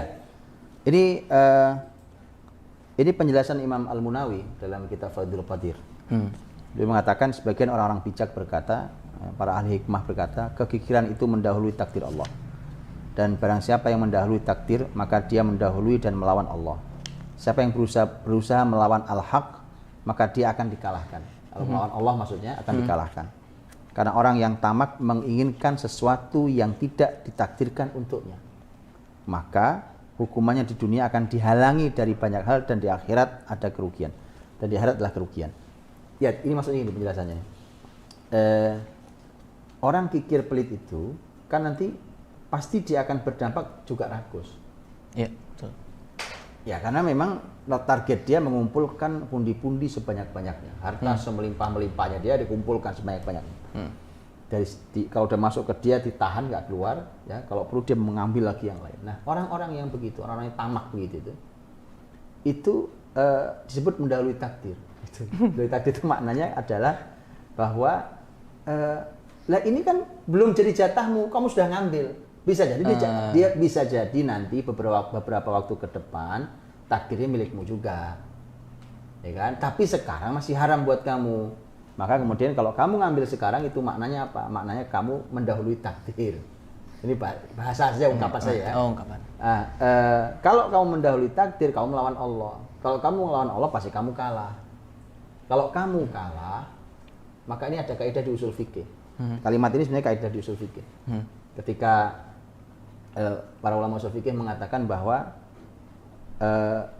siapa yang terburu-buru ingin mendapat sesuatu, ya, yang terburu-buru ingin mendapat sesuatu, maka dia akan dihukum dengan malah tidak mendapatkan sesuatu itu. malah di dunia dia akan ditahan, nggak dapat hal yang walaupun dia mungkin bisa mendapatkan ya, tapi itu malah jadi bumerang buat hidup dia. Umpamanya gini, contoh kalau di ilmu usul fikih tadi ya, siapa yang terburu-buru ingin mendapat sesuatu, malah dihukum dia tidak boleh mendapatkan sesuatu itu. Umpamanya tema, contohnya pembagian warisan. Contoh kalau kejadian mudah-mudahan tidak kejadian. Cuma contoh dalam fikih ya. Bahwa ini ada anak ini tamak rakus ya kan. Kemudian dia ingin sekali warisan bapaknya. Bapaknya udah tua, udah sakit-sakitan. Lah, nggak mati-mati nih orang kan. Namanya anak jahat. Iya kan? Iya. Ini anak penjahat nih.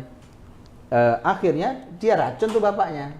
Ketahuan oleh orang bahwa dia membunuh bapaknya. Harapannya kan dia ingin mempercepat dapat warisan. Mati saya segera dapat warisan. Dalam Islam yang begitu itu malah dia tidak boleh mendapatkan warisan itu. Tidak berhak satu. Ya, uqiba bihirmani. Dia dihukum dengan cara malah dia diharamkan untuk mendapatkan sesuatu itu. Maka orang-orang tamak itu begitu.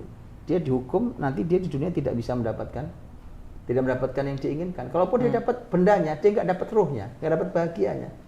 Ya, tidak mendapat sesuatu yang menyenangkan dan seterusnya. Itu uqiba bihirmani. Dan di akhirat jelas kerugian besar. Jelas sebuah kerugian besar di akhirat karena ada kezaliman, ada sifat kikir di sana. Wallahu a'lam bishawab. Masyaallah. Tapi di bahasan setelahnya, di paragraf setelahnya ada ayat innal insana khuliqa halu'a idza massahu syarru jazu'a wa idza massahu khairu manu'a yang menjelaskan tentang sebenarnya manusia itu diciptakan bersifat emang berkeluh kesah dan kikir. Ternyata kikir itu fitrah manusia bagaimana, Ustaz? Ya, manusia itu kan ternyata memang oleh Allah disebut punya bawaan-bawaan ya. Ada bawaan baik memang dan ada bawaan baik secara umum, ada yang memang secara khusus. Secara khusus. Ada yang memang ternyata bawaannya tidak baik. Ya, baik itu artinya maknanya adalah kayak ini contohnya, innal insana khuliqa halu'a. Manusia itu diciptakan bersifat keluh kesah lagi kikir. Ngeluh aja kerjaan manusia itu ngeluh ya. Ya kan nggak dapat ngeluh, dapat masih ngeluh, sedikit ngeluh, banyak ngeluh ya kan. Itu manusia itu makanya ya kan. Nah, ini berarti kan idza massahu syarru jazua, kalau dapat musibah wah ngeluhnya nggak ada habisnya. Tapi wa idza massahu khairu manu'a, kalau dia dapat kebaikan, dapat harta, pelitnya minta ampun. Itu manusia ya kan. Iya. Ya kan? Iya, paham lah ini. Nah, ya, jadi tahu ya kalau ada teman tuh kalau ada lagi masalah itu wah ngeluh, aduh saya punya masalah. Begitu dia dapat kebaikan diem baik ya kan.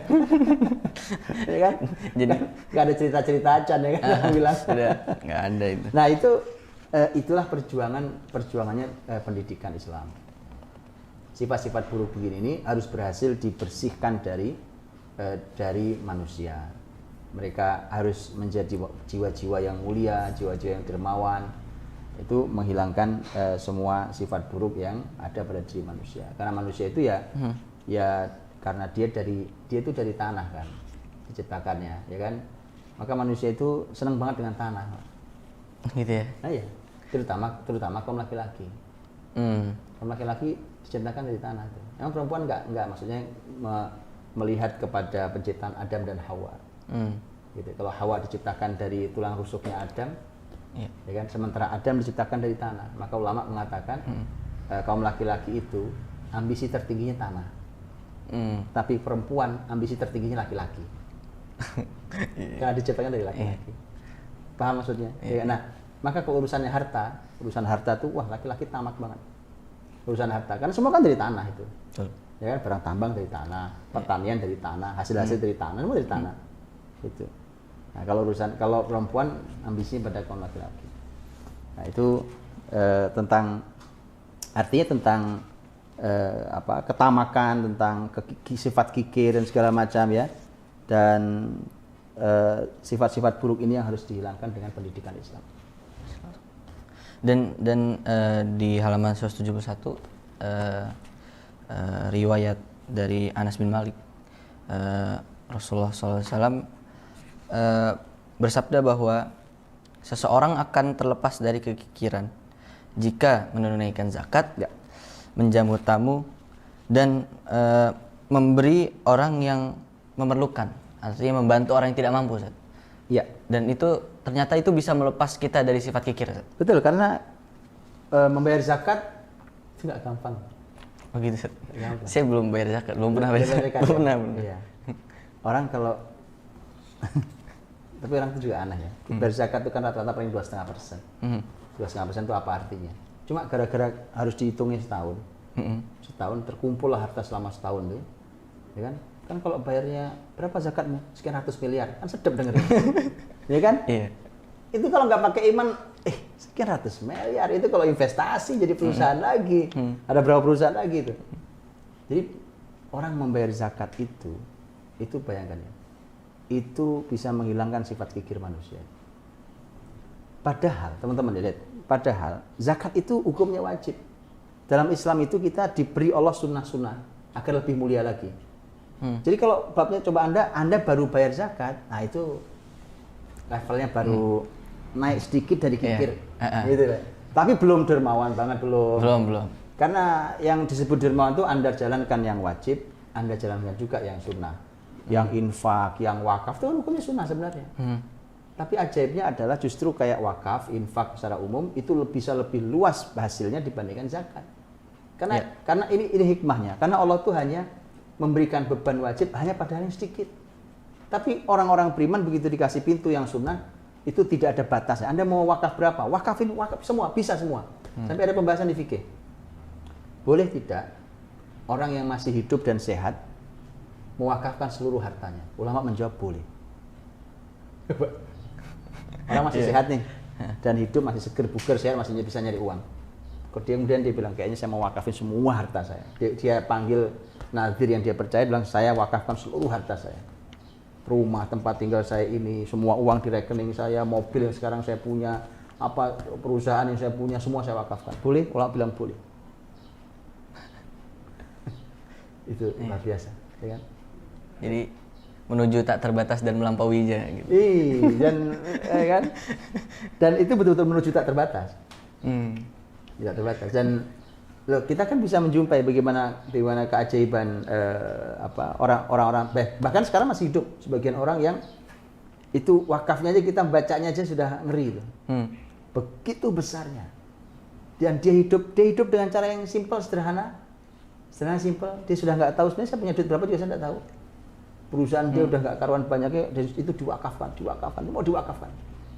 Masih hidup orang-orang itu, masih ada hari ini. Artinya bukan cerita masa lalu gitu. Artinya sampai segitu. Tapi kalau makanya kemudian membayar zakat yaitu level baru naik sedikit. Ya ini kalau ini batas, ini kikir ya kan, ini dermawan, ini batas di sini ya zakat lah itu. Oh iya, Itu masih naik sedikit. karena masih zakat, menjalankan kan? kewajiban gitu. Babnya kewajiban. Ini kalau kewajiban itu kan ya dijalankan entah rela atau terpaksa ya kan. Iya. Kalau sudah sunnah kan itu sudah pilihan. Kalau Anda datang memberikannya berarti Anda orang hebat. Itu udah naik kasnya. Dengan syarat yang wajib dijalankan ya. Oke, menjamu tamu. Kirot daif. Saya juga baru tahu kalau ternyata ada orang tuh kalau kedatangan tamu itu gelisah ya.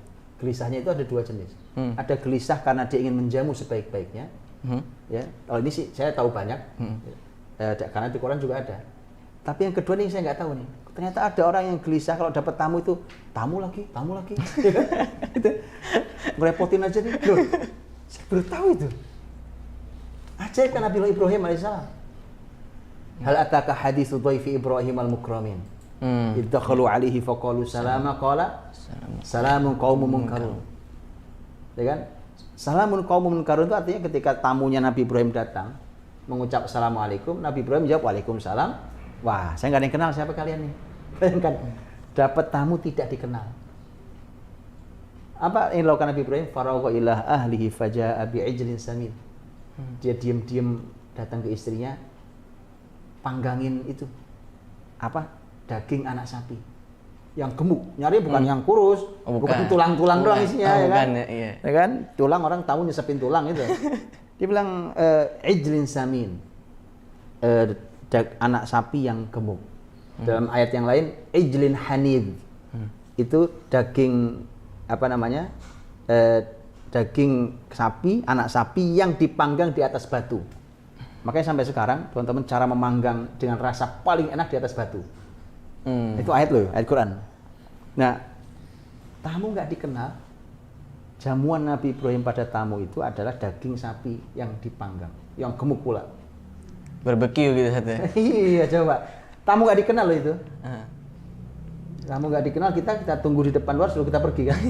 Dikasih aqua doang satu itu. Bagus. Oh, bagus ya. Bagus, kasih air. Cuma berdiri nggak dipersilakan duduk juga. Waduh. Mohon maaf Pak, tuan rumah nggak bisa ditemui. Ya, bisa. Jadi tamu-tamu itu Masya Allah. Dan dalam Islam tamu itu mendapat posisi.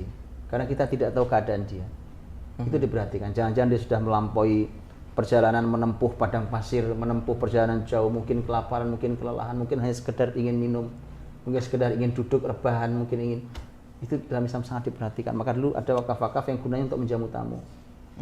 Dan itu diperhatikan betul oleh sejak zaman sahabat Nabi SAW. Itu tamu. Nah, orang yang memuliakan tamu, menjamu tamu, itu ternyata itu adalah cara untuk menghilangkan kekikiran, sifat kikir. Kalau mau hilang sifat pelit kikir, jamu tamu. Kita datang, muliakan dia, muliakan. Kita punya apa? Keluarkan. Beri dia makan, beri dia minum, bantu dia. Bahkan tidak kita kenal tamunya. Ya kan? Kita tidak kenal tamunya. Seperti Nabi Ibrahim tadi itu. Salamun qaumun munkarun. Kalian enggak saya kenal, tapi ya waalaikumsalam. Kalian jawab, kalian ngucap salam, saya jawab waalaikumsalam. Cuma saya enggak kenal kalian. Nah, itu yang kedua. Yang ketiga adalah membantu orang yang tidak mampu. Ya kan? Setiap orang yang kena musibah. Membantu setiap orang yang kena musibah, orang yang memerlukan. Itu begitu kita dengar saudara kita kena musibah, bantu. Di negeri sana sedang ada musibah, ada rekening donasi, kirim donasi. Sekecil apapun itu, ya 10.000 lah, ya kan? Kirim. Mana perlu segera kita keroyok, ikutan kita di situ. Itu cara untuk menghilangkan sifat pelit dan kikir. Jadi jiwa ini terdidik untuk tidak menggenggam harta. Ya. Tapi dibiarkan dia terbuka sehingga Allah kasih, ya kan? Dia keluar lagi, Allah kasih, keluar terus gitu. Indah jiwa yang terbuka terhadap harta. Wallahu a'lam. Masya Allah, Masya Allah. Tak terasa waktu telah berjalan lama, Ustaz. Udah disuruh ngasih pertanyaan. Masih lama ini. Oh, iya masih lama sih, Ustaz. Iya, sampai maghrib masih lama. Masih. Soalnya ini masih ada berapa cermin lagi, Ustaz? Masih. Soalnya nanti kita bercermin sendiri aja. Iya, berarti tinggal cermin sendiri ya. Berarti dan begitulah sebagaimana yang disampaikan oleh Rasulullah SAW dalam banyak hadisnya. Dan di dalam buku ini memberikan banyak sekali bukti dan cerminan buat kita bahwa penyakit-penyakit sosial seperti ini yang umum terjadi di kita itu memang sudah saatnya diamputasi, ya, bukan lagi kita masih menoleransi gitu. Sudah terlalu marak gitu. Jadi waktunya diamputasi. Dan tadi termasuk kikir, di dalam hadis juga disebutkan, diberikan solusinya bahwa kalau kita mau lepas dari sifat kikir itu, maka tadi menunaikan zakat, menjamu tamu, dan memberikan membantu orang yang tak mampu gitu. Dan kita beralih ke pertanyaan, Ustaz, ya. Siap. Ya. Pertanyaan pertama dari Sunar Triasih dari Jakarta Timur. Assalamualaikum, Ustaz. Waalaikumsalam warahmatullahi wabarakatuh. Mohon dijabarkan lebih lanjut tentang data dan fakta sejarah pada zaman Nabi Syed alaihissalam kepada syaitan mulai melancarkan fitnah pertamanya kepada penduduk lembah anak keturunan Qabil hanya melalui suara yang bernada dan irama. Jazakumullah khair. Gimana Ya, saya pernah baca itu. Saya pernah baca kisah itu. Anak turun tadi itu ya, jadi cucu Nabi Adam salam, sebelum nanti muncul Nabi Syed nanti di bahwa itu suara indah itu, walau alam ini saya pernah baca, mudah-mudahan saya tidak salah, enggak salah. Itu ternyata adalah pesta-pesta dengan suara-suara, ya, suara-suara indah, lagu-lagu indah. Ternyata kemudian ya itu nanti menjadi sumber kesesatan sendiri, kan? Karena ternyata di sana di dalamnya itu tergabungkan juga maksiat-maksiat. Gitu. Jadi itulah ya, makanya kan bisa kita lihat ya, bahkan sampai hari ini pun orang-orang dengan orang itu kalau pesta tak lengkap tanpa musik, gitu kan? Nah nanti kalau sudah kemaksiatannya levelnya naik, itu bukan cuma musik, tak lengkap tanpa khamr. Nah, kalau mau naik lagi tak lengkap tanpa zina, gitu kan? Bahkan kemudian tak lengkap juga tanpa sejenis, zina sejenis, dan seterusnya. Nah itulah kemudian nanti menjadi penyebab-penyebab juga jadi penyebab-penyebab kehancuran. Ini karena sudah lama saya baca, jadi saya harus murajaah ulang. Jazakallahu khair, mungkin teman-teman bisa membaca. Mudah-mudahan saya tidak salah di ingatan saya ini. Wallahu a'lam. Pertanyaan kedua dari Ina Fitria dari Jakarta Selatan. Assalamualaikum warahmatullahi wabarakatuh. Assalamualaikum. Izin bertanya, ada kalanya merasa terzolimi ini persepsi salah satu pihak saja. Bagaimana kalau kondisinya seperti ini, Ustaz? Ya, itu kan ada Allah. Kan gak usah khawatir, ngadu sama Allah. Si orang yang merasa dizalimi, adu sama Allah. Kan Allah yang menghakimi. Kalau kemudian orang yang berbuat zalim mengatakan, itu persepsi Anda saja, ya sudah, kita punya Allah kok, kita lihat saja. Sekarang kalau betul berani, orang yang merasa dizalimi itu doa pada Allah. Orang kafir yang didengar, kata Imam bin Wahjar tadi kan, ya kan, sudah berdoa sama Allah, kita lihat apakah Allah menimpakan musibah pada orang yang dizalimi. Pada orang yang berbuat zalim maksud saya, apakah Allah menimpakan musibah pada orang. Jadi nanti kita akan tahu bahwa ini hanya persepsimu, ya kan, persepsi kamu, atau ini sebenarnya betul nyata bahwa kamu dizalimi. Karena ini cuma bisa debat kusir nih. Orang yang dizalimi merasa dia dizalimi, orang yang menzalimi menganggap bahwa ini cuma persepsi dia. Ya kan? Bahkan kalau itu dimajukan ke pengadilan, masing-masing membawa saksi ahli. Ya kan? Orang yang berbuat zalim punya saksi ahli dengan membacakan undang-undang dan ilmiahnya. Ya kan? Orang yang dizalimi juga sama, punya saksi ahli. Itulah di dunia. Makanya Allah itu disebut dengan Allah itu ahkamul hakimin. Dia adalah hakimnya yang paling adil di antara semua hakim. Ya udah, kita punya Allah. Ya udah, kita sekarang adu doa aja yuk. Gitu. Ngadunya di langit, Ustaz ya? Iya, biar nanti Allah yang tahu, kan? Allah yang cek tuh, ini betul dizalimi atau tidak dizalimi. Karena kalau babnya adalah di dunia, pembuktiannya sulit. Bahkan di level pengadilan sekalipun, ya kan? Apalagi mencari keadilan di zaman tidak adil, lebih kuat lagi. Ya. Iya. Kemudian pertanyaan selanjutnya dari Muhammad Nafi dari Semarang. Assalamualaikum Ustadz. Waalaikumsalam. Semoga Allah selalu mencerahkan wajah Ustadz dimanapun Ustadz berada. Ya Allah, ya Rabbi. Pertanyaannya adalah bagaimana cara menasehati orang yang mempunyai posisi lebih tinggi atau lebih tua dari kita, sedang mereka dalam keadaan menzolimi atau lalai terhadap tugasnya. Terima kasih. Ya, ini kan nahi mungkar.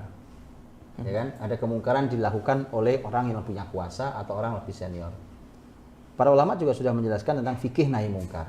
Nah, fikih nahi mungkar itu kita tahu, fikih nahi mungkar itu kan contohnya hadis Nabi sallallahu alaihi wasallam, "Man ra'a minkum munkaran falyughayyirhu bi yadihi.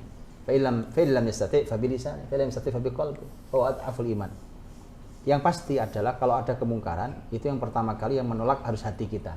Kalau ada kemungkaran, kalau hati kita tidak menolak, ada masalah dengan keimanan. Karena menolak dengan hati itu iman paling lemah. Dan naiklah satu level di atasnya adalah lisan. Dengan lisan. Itu kalau sanggup. Dengan lisan. Tapi kalau masih punya, lisan punya kekuatan, oke, saya sampaikan dengan lisan. Kalau masih punya kuasa lagi, kita masih punya sanggupan lagi, naik kepada tangan. Kita nahi mungkar dengan menggunakan tangan.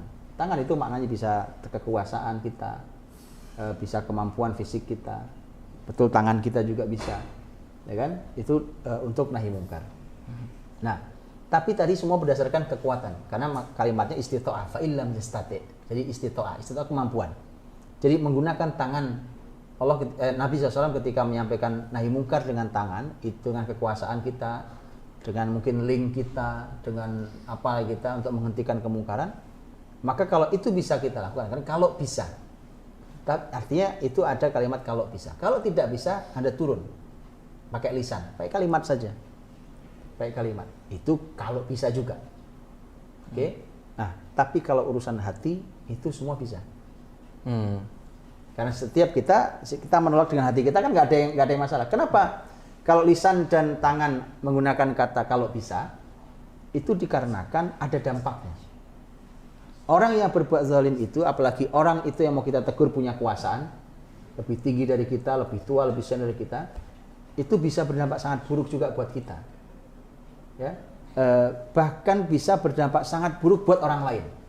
Makanya dalam fikih nahi mungkar disebutkan begini, kalau kita mau nahi mungkar, menghilangkan kemungkaran, tapi hasilnya kemungkaran malah lebih besar, maka jangan nahi mungkar. Kenapa? Artinya Anda penyebab kemungkaran malah membesar, gitu kan? Ya. Kemungkaran malah membesar. Umpamanya itu orang tadinya cuma menzolimi, ya kan, mengambil tanah satu orang. Kemudian orang itu marah, yang ngambil kebetulan punya posisi, ya, jabatan, posisi atau tokoh. Datanglah dia nahi mungkar tuh kepada orang itu. Begitu datang nahi mungkar, kemudian dia bilang, tanahmu saya ambil, kamu boleh mau kemanapun nggak akan bisa mengalahkan saya. Dan sekalian semua tanah-tanah di sampingnya, bahkan karena dia punya kuasa untuk membuat peraturan, dia buat peraturan nomor sekian, garis miring sekian, ya kan, tahun sekian, bab kezaliman. Saya jadi artinya setelah itu lihat keputusan itu malah dia mengambil sekian banyak tanah, sekian banyak orang dizalimi gara-gara nahi mungkar tadi satu orang itu. Itu kenapa ulama mengatakan bahwa karena babnya apa? Kemungkaran ini jangan meluas. Jangan meluas. Jadi itu pertanyaannya. Jadi kalau mau menasihati, silakan. Dengan penjelasan tadi itu, kalau ada kemampuan istitoah seperti apa, dan saya sudah sampaikan, kalau nggak salah di sini ya, saya sampaikan tentang nasihatnya Nabi Ibrahim kepada ayahnya dalam surat Maryam. Nanti silakan dibaca bagaimana metode cara itu menasihati orang yang di atas kita. Caranya sebaik itu, selembut itu. Walau ujungnya Ibrahim diusir juga. Itu Allah. Selanjutnya, Assalamualaikum. Waalaikumsalam.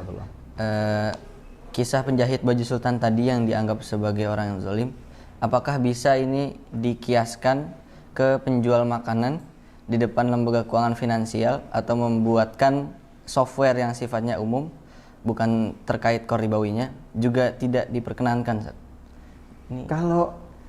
Kalau ilmu kias, boleh nggak mengkiaskan itu? Itu kiasnya benar, boleh. Boleh. Jadi ini kan kalimat Imam Sufyan Ats-Tsauri kan, seorang imam besar. Imam Sufyan Ats-Tsauri itu kalimatnya. Ya, jadi kalau Anda ahli membuat software, diminta untuk membuat software bank ribawi. Ya kan? Jadi itu kalau datang ke Imam Sufyan Ats-Tsauri, saya kan cuma buat software. Buat software kan halal, tapi membantu riba. Apakah saya termasuk pelaku kezaliman? Nah, jawabannya kan gitu. Kamu kan bukan membantu, kamu orang zalimnya, karena sistem ribawi itu nggak akan jalan baik tanpa softwaremu. Iya, kan betul. gitu kan, Betul. Nggak akan tanpa softwaremu nggak akan jalan baik. Gitu. Nah, yang pembantu kezaliman itu kalau stafmu di kantor yang bantuin, nah itu baru. Kan? Iya. Ini kan kehati-hatian salafus soleh ya. Artinya jangan sampai lah hidup ini. Jadi kalau bisa teman-teman ya ini semampu kita lakukan, harus sangat maksimal. Ya, sampai Nabi mengatakan itu, kalau tadi ya jauhkan sejauh mungkin diri kita dari kezaliman, jauhkan diri kita dari cara mengambil harta yang itu menzalimi orang lain, gitu ya. Allah misal. Terakhir, Ustaz. Assalamualaikum. Waalaikumsalam. Alhamdulillah atas tema yang luar biasa ini. Apakah kezaliman terhadap orang lain bisa dimaafkan dengan istighfar dan bertaubat? Kezaliman pada orang lain itu bisa dimaafkan dengan istighfar, dengan taubat, dan kita tahu syarat pertobatan. Kalau itu hak adami, dia harus dikembalikan. Harus dikembalikan, ya kan? Apa yang pernah diambil? Kalau yang pernah dizalimi adalah sesuatu, sebuah benda, maka benda itu harus dikembalikan. Pernah ngambil harta, ya nyunat diam-diam, ya kan? Atau ngambil tanah atau apa, kembalikan kepada yang berhak. Itu satu. Kemudian yang kedua, kalau ternyata orang itu sudah tidak ditemukan lagi, ya dia sudah nggak tahu di mana, kemudian mungkin ahli warisnya juga sudah tidak tahu di mana, maka yang harus dilakukan para ulama memberikan solusi. Keluarkan sejumlah yang pernah Anda zalimi itu, berapa jumlahnya, kemudian sedekahkan atas nama orang yang dizalimi. Sekarang karena udah nggak tahu dia di mana, ahli warisnya ada apa nggak ada, kita udah nggak tahu. Oke. Tapi kalau kezaliman itu berupa kehormatan, tadi kan benda. Ya. Kehormatan itu artinya apa? Nuduh yang tidak membicarakan aib orang, ya kan, ghibah, dan segala udah terlanjur nyebar lagi pula itu, sudah jadi gosip pula. Ternyata tidak benar. Itu juga harus dikembalikan. Gimana cara mengembalikannya? Ulama mengatakan Anda harus menyebutkan kebaikan orang itu di forum yang sama. Nah, cuma forum medsos itu bahaya. Karena kalau sekarang saya menuduh orang di akun saya, oke? Kemudian ternyata tidak benar. Saya ingin minta maaf, maka saya minta maaf di akun saya. Kemudian saya sebutkan kebaikan orang itu. Pertanyaan saya, apakah itu forum yang sama? Belum tentu. Belum tentu. Karena waktu gosip yang baca 1 juta orang. Tapi waktu klarifikasi kan tuh good news is the bad news. Kan gitu. Akhirnya viewer cuma ya 100.000 lah. Bukan forum yang sama. Jadi hati-hati dengan medsos.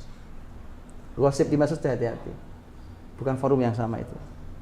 Itu kan artinya pertobatan kita masalah. Karena kita belum mengembalikan kebaikan dia di forum yang sama. Sampai ada ketentuannya, Ustaz. Dan iya, jadi itu kezaliman. Untuk pertobatan kita harus kembalikan hak orang. Berupa apa terserah. Kalau barang ya barang, kalau kehormatan dengan cara tadi. Wallahu a'lam bishawab. Alhamdulillah, tak terasa sudah di penghujung acara. Mungkin sebelum ditutup, Ustaz Budi bisa memberikan closing statement, Ustaz. Iya, Masya Allah, teman-teman dirahmati Allah, jazakumullah khair. Teman-teman, kita sudah belajar di 3 pertemuan, tentu tidak detail semuanya. Sebenarnya ada poin pertama adalah dari semua pembahasan ini, orang beriman itu terbiasa memandang sebuah masalah, sebuah musibah itu bukan hanya dengan ukuran-ukuran yang sifatnya material, tapi ada ukuran-ukuran spiritual. Jadi dua-duanya dipandang. Apapun itu, di level individu ataupun di level besar negara dan dunia. Maka harus selalu ada apa masalah spiritualnya, dosa apa yang dilakukan, itu pertanyaannya. Dan kemudian kalau sudah begitu, maka itu artinya bahwa Allah meminta buminya bersih dari dosa, sehingga bumi ini bisa kembali menjadi damai. Rumah tangga kita harus bersih dari dosa, agar rumah tangga kita kembali mendapatkan sakinah, mawaddah, dan rahmah. Mudah-mudahan Allah lindungi kita dari dosa-dosa, dan Allah tunjukkan kita jalan-jalan kebaikan, dan mudah-mudahan segera pergi kesialan ini. Dan seperti ditulis di sini, kalau kesialan masih berlanjut, kuatkan takarub pada Allah Subhanahu wa taala. Masya Allah. Alhamdulillah, sahabat Kursi Hikmah yang dimanapun antum semua berada, dari semua ilmu yang telah diberikan dari Ustaz Budi, insya Allah semuanya terangkum dalam buku ini, dan buku ini insya Allah sudah siap jual. Mungkin itu dari saya. Mohon maaf kalau ada kesalahan. Kurang lebihnya mohon maaf, dan assalamualaikum warahmatullahi wabarakatuh.